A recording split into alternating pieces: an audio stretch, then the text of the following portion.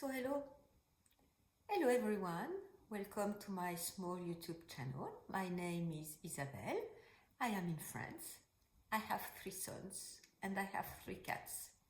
Some say it's related.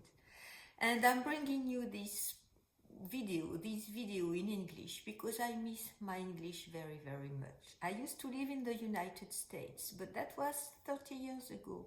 And I don't have any opportunity to talk in English. I read, I listen to English, either videos or movies or everything, but I don't have the opportunity to talk. So this is why when I decided to start these videos, I decided also to record them in English. So I hope you don't mind my accent. From time to time I give a disclaimer about that.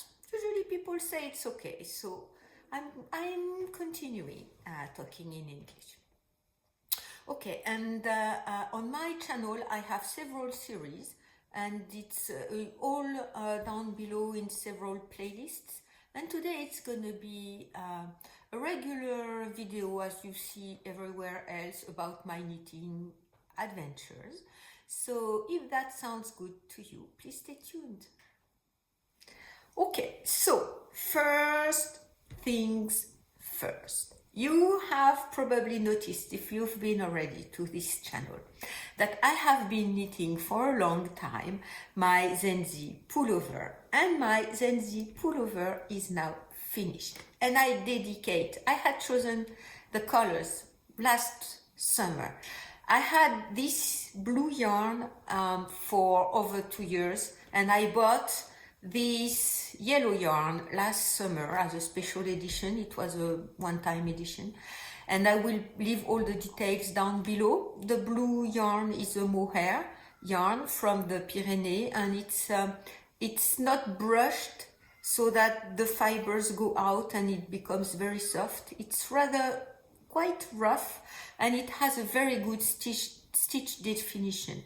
It's very light, very warm, and I chose this color because I like blue, and I did not have any bright blue, and at the time I wanted a sweater with a bright blue color.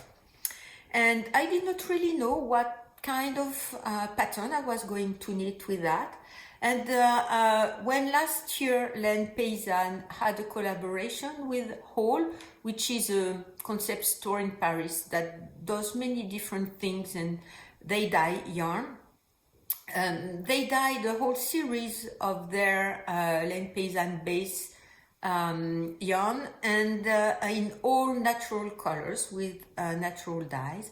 And I chose this kind of yellow to me, and it's called the golden brown, brun doré, but it's more yellow to me. And I decided I was going to pair these two ones in a colorwork sweater, and 2 I was going to knit the Zhenzi Pullover. I had in my wish list and in my queue for quite a long time. And I want to dedicate, so all of that to say that I had decided for the colors and the pattern a long time ago, and I just, casted it on much later on, whenever I was ready to do so. I want to dedicate this sweater to my Ukrainian crafty friends, or everyone in Ukraine. It's just a coincidence. These colors are of so much, so much in the news right now, and I still listened to the news this morning, and they are not that much reassuring. We are on the 6th of April as I'm filming. We've seen so many horrors. I'm not saying that war is pretty. War is not pretty. But this one is a real war, and it's very horrific to me. And I'm not talking about the economic consequences or the political consequences and everything. I'm thinking about the people over there, so I'm trying to do what I can, and I will wear this sweater, even though today the weather is a bit warmer than what it's been the last week or so in France. We are quite afraid all the crops and the trees for the fruit trees are going to be not producing anything, because we had ice last week, and it did freeze quite a bit even in my area, so maybe I won't have any fruits this fall whenever it comes. But anyway, it's been very cold, so I was thinking, oh nice, when I finish the sweater I will be able to wear it. It's gonna be a bit warmer today, but I'm still gonna be wearing it, and will be wearing it and dedicating this sweater to my Ukrainian fellow people, crafty people and not crafty people, anyone who is suffering from this war. And I'm not forgetting there are people in Russia who are also suffering from this war. So yeah, it's a coincidence for my choice of colors, and I'm quite proud. I'll be wearing it, dedicating my sweater to the Ukrainian people. So I made the yoke. I think I chose the either 100 or 110 centimeters. I think 110 centimeters size. And at some point when I tried on the yoke, it was fitting very well here. And I thought it's going to be too tight on me, and I did not want a tight sweater. I wanted a bit boxy. On the samples are very boxy. I did not want it that much boxier, but I wanted to be a bit loose on my body and not too long. So I made it shorter than what the pattern was calling for. So I'm gonna stand. I'm quite conscious, and it's very difficult for me to show my whole body, but anyway, I'm gonna do it so that you can see it.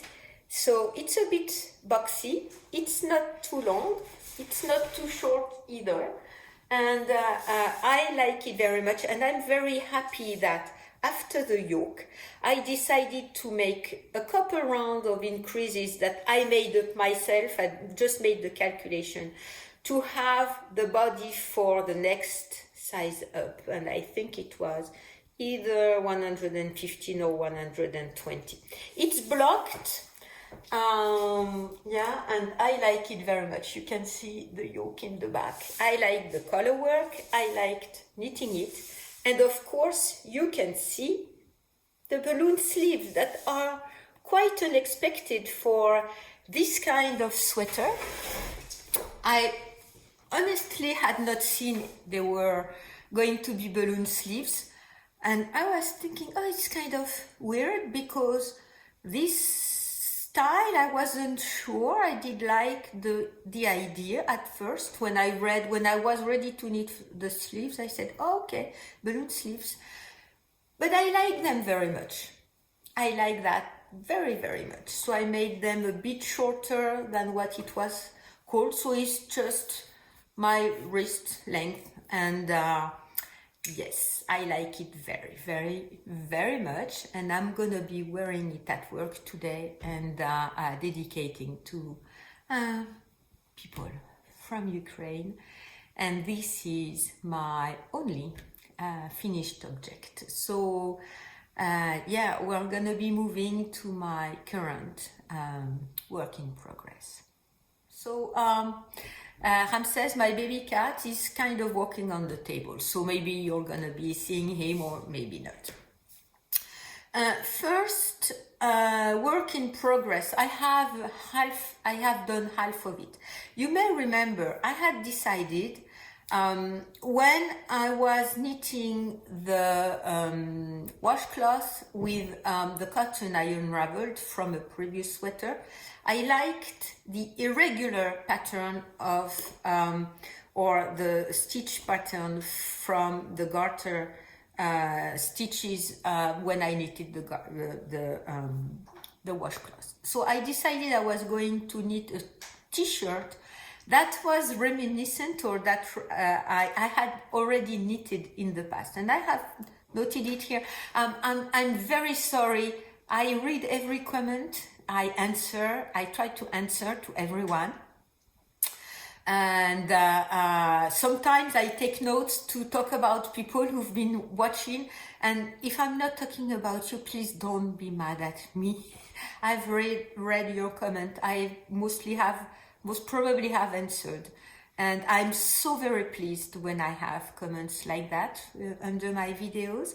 And someone called Rosemary, who said she was the first time coming to my channel, was very happy that I have decided to do an edition from the past, and she's done that too, I think. And yeah, so that's what that t-shirt that I knitted over 30 years ago, and I like very much, and I'm still wearing. I decided to make another one. So in cotton, my previous one was in raw silk, very irregular and knitted in stockinette. So just the raw silk was making the very irregular texture. Here is the cotton one knitted in garter, and this cotton has a lot of memory and is staying all wrinkled up from me unraveling from my other sweater. So I have one half. I just made a big rectangle, a few rows, 5 rows I think, of 1 by 1 ribs, and I finished with an I-cord, because I-cords are very sturdy, do not have any give, and I think it's a good idea to have an I-cord at the top. And I'm not sure I will do the same way I did with the other t-shirt. The other t-shirt, I did sew it at one point here and about here, you know, so just 2 points, the rest of the color being like this, and just 2 points here. I may do the same. I may or I may not. I'll see. So I have one half finished, and I am on the other half. So I've knitted that. And this is my mindless knitting, and I need a mindless knitting right now. So this is why I have been knitting quite a bit on it. I knit at night, as I'm now using public transportations versus using my car to go to work. I thought I was going to be knitting a lot in the bus or in the tramway. It's not because I don't want to be knitting in public, but sometimes it's very comfortable. People are cramped up against me. It's okay. There are many people in the bus or in the tramway. And sometimes I have to change depending on where I'm going for work. It's not very practical. I took it with me for a few trips, and then I'm not taking it with me any longer, because I don't feel like knitting in the bus or in the tramway. Whenever I have, 20 minutes, even 20 minutes or half hour commute, okay. So I did knit in the movie theater, but I won't be knitting in the bus unless something happens and I decide otherwise at some point. But yes, this t-shirt is gonna be coming up next, and I hope the warmer weather is gonna be coming too. And so that's my first work in progress, and we are going to be now moving to my second work in progress. That was not something I had placed in my queue, and I said, okay, I'm gonna be knitting. Okay, so my second work in progress is not the one you are expecting, because I have caked up all the yarn for my Slipstravaganza, but I haven't started it. What I have started is the scraggly color from Meret Butzberger. And so I'm sharing the needles with my t-shirt, so that's why it's like that. It's in the waiting cord. And this is the beginning of the sweater. My little stitch marker for the, oh, it's on the wrong side. And it's the beginning of the color. It's the same cotton than the one I unraveled from my t-shirt, but it's the yellow part, and I have 3 balls that had not been knitted, so I've not been unraveled, and you can see the big difference. Even though these ones, the white ones, I washed, it's still like that. So okay, so be it. It wants to live its own life, it wants to stay like that. Fine by me. I'm just working around that with it, and I'm doing something that I like. But I have 3 balls of the yellow one that has not been knitted, and it's very smooth. It's the same gauge, or at least the same needles, because I did not swatch for the color. And yeah, it's an addictive pattern. So I'm using stitch markers for each repeat, so that I can autocorrect myself if I make a mistake and I have only that many stitches. I'm not going to say anything about the pattern, obviously, to be watching and to check myself if I'm making any mistakes. It's in cotton, Meret, and all the samplers have it in very beautiful yarns. Yak yarns, or that kind of very beautiful yarns. It's in cotton. I have a cat hair that's flowing around. My cat are losing their hair like crazy, and I have cat hair about everywhere. And yes, so I decided I'm gonna make it in with this cotton, and it's gonna be more like a summer kind of color for summer dresses, for example, and make them beautiful. I don't think it's gonna be for being warm. It's gonna be to be beautiful, and I just like at the same time the idea what the cotton is making, the pattern. So Meret has said it was an intermediate level of difficulty. Honestly, none of the individual techniques I've been using, and sorry, I'm going to stop because I need to cough. Okay, I hope it's going to be okay. So what I was going to say is that I do not think, which one is on the right side? I don't even recall which one is on the right side. Maybe it's this one because there are twisted stitches. Maybe it's this one. Maybe I've shown it the wrong side out all this time. So far, from what I have knitted, none of the individual techniques I've been using are difficult. It's twisted stitches, stitches knitted together, increases, decreases, yarn overs, everything, okay. And so none of the techniques are difficult. Of course, it's a mindful pattern, because you can't be, I cannot be doing anything else but maybe listen to music or listen to news. I can't follow, for example, a movie or some kind of episodes, streaming episodes and shows I'm watching. If it needs if I need to be attentive, I can't knit that pattern. But I love it because I can make, listen to music during the evening and knit a bit of that. None of the techniques are difficult, and what is difficult is to be following the pattern by the stitch.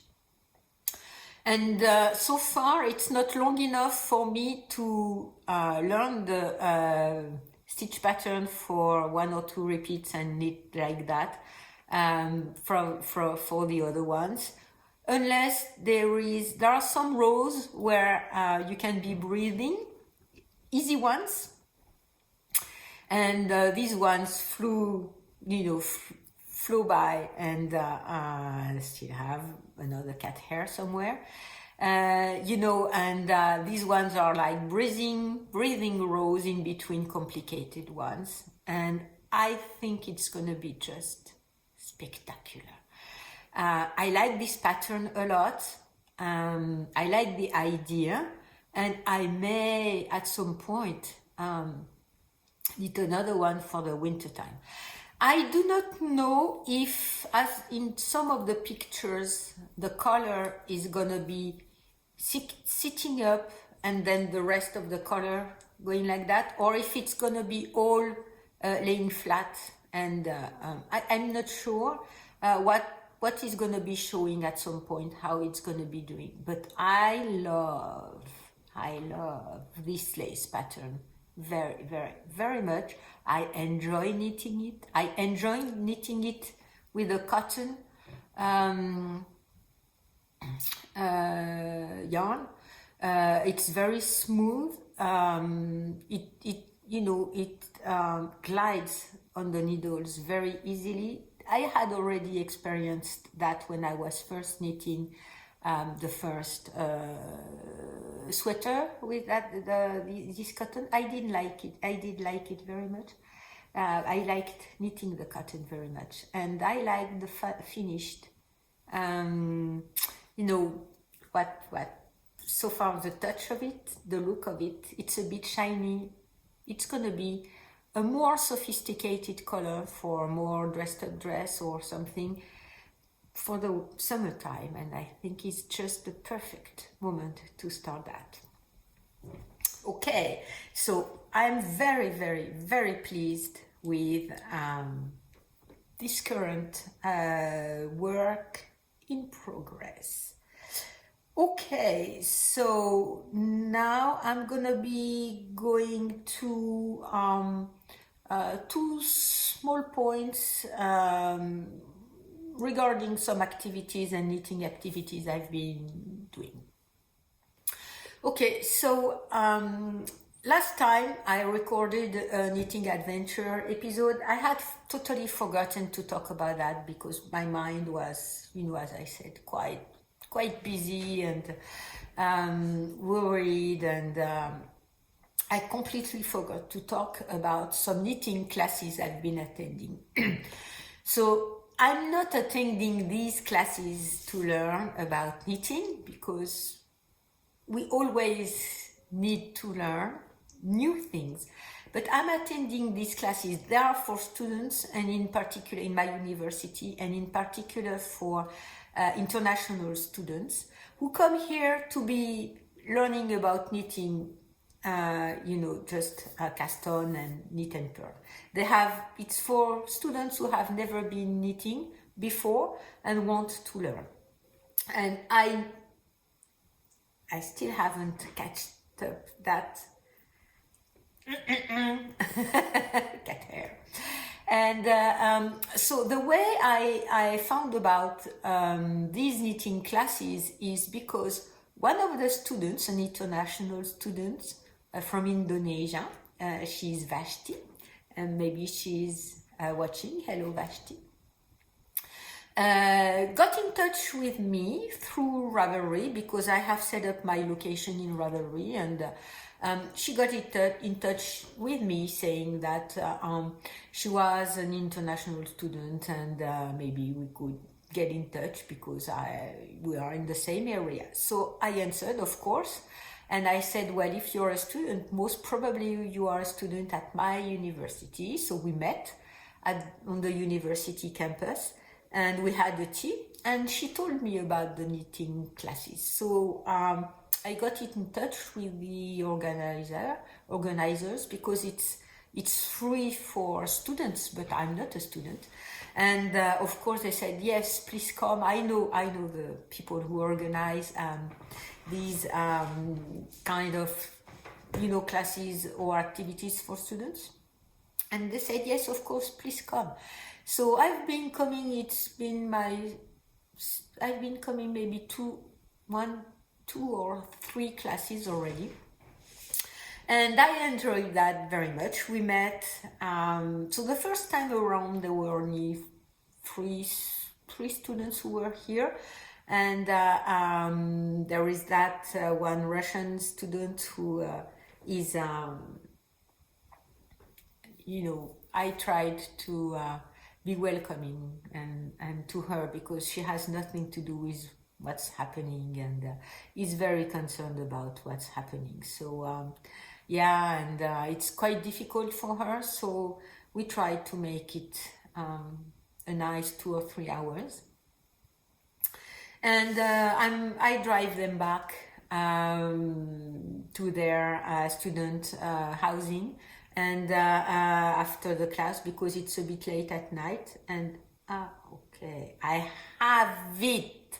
I'm not sure you can be. Oh yes, I have it. And I drive them after the class, because it's like 9 o'clock at night, and it's a very enjoyable time. Last time there were at least 10 people, including men or boys or male students, and that's a very happy time. There is a teacher, so she's in charge. I'm not interfering in any way, just talking with the students and enjoying their presence. And yeah, I was very happy to go, and I think there is one next week. I did not take any pictures, but next time I ask if I can take a picture just of the table, not of the people around the table. And yes, and they learn how to cast on and start a knitting piece or a crochet piece. And yeah, it's a very enjoyable time. And so yeah, I've been enjoying these knitting sessions, and I bring my own knitting and I knit with them and we talk. So yeah, that's that was the first news. Another smaller news about myself: I haven't bought anything so far, but it's just the first few days of April, so we are not at the end of April. So we'll see if I ever buy something for this month. I just released my March checking for my no-buy year last Tuesday, I think. And so I'm still reflecting on what's happening and what I'm thinking and everything. So yeah, that project is still continuing, and I have had a lot of work lately, because I have also a lot of grades to be doing, and it's taking up all of my time. It's normal, it's my work, and it's what I'm being paid for, so it has priority on my time. And so the blog posts I usually associate with every episode. The way I do is I usually write the blog post beforehand. I use it as notes for myself when I'm recording, and I usually arrange a bit of notes, edit a bit of my writing at some point between the moment I edit the video and everything is ready. And then I link it in the video, and it all goes up at the same time, because I can schedule at the same time the video and the blog post. I had no time to be writing. Yesterday I had almost a 40-minute commute to the place I was going for work, so I did write on my phone the blog post for my March checking for the no-buy year, but I had no time to edit and place pictures and everything, so this is gonna be delayed. I'm not sure when I schedule this video to be up on Friday. The show notes under the video are going to be filled, but I'm not sure I will have the blog post ready. So I will write it at some point, and I will edit the description box below the video to add the blog post if you are ever interested, because I have pictures and I can be a bit more, with a bit more details than the description box just under the video. So I have had blogs for over 15 years about, you know, other things that were of my interest, and I like writing about, you know, these things. So and my experience, and it's a way for me to be journaling. So I like it. So even if you don't use the blog post that I link in the description box to go and, you know, have more detailed show notes, just fine. I enjoying and I'm enjoying it, and I will be continuing to be doing it. Okay, so that said, I think, so I have these on a paper. I think this is gonna be it for today, 30 minutes, so that's fine. And I need to be rushing for work. I need to be meeting one of my colleagues, and we will work and have lunch together. So that's going to be a working session and a nice, you know, friendly session after that. So I'm gonna stop here, and I hope you can actively place happiness into your life. This yellow on the blue background is bringing me happiness, and thinking of the, in a nice way, of the Ukrainian people. It's bringing me happiness, and I'm trying to send all my best brainwaves to them. And I hope that your knitting is bringing you happiness in all these dark times we are currently living in. One stitch after one stitch, that you can either have a mindless knit, that you can knit and knit and knit without thinking, and you can spend your frustration into your hands and your knitting, or that you have a mindful knitting where you need to concentrate, and it prevents your mind from going left and right, and especially if this left and right are unpleasant places and dark thoughts. So I hope your knitting is bringing you happiness, and I hope I will see you next time, and I'm thanking you for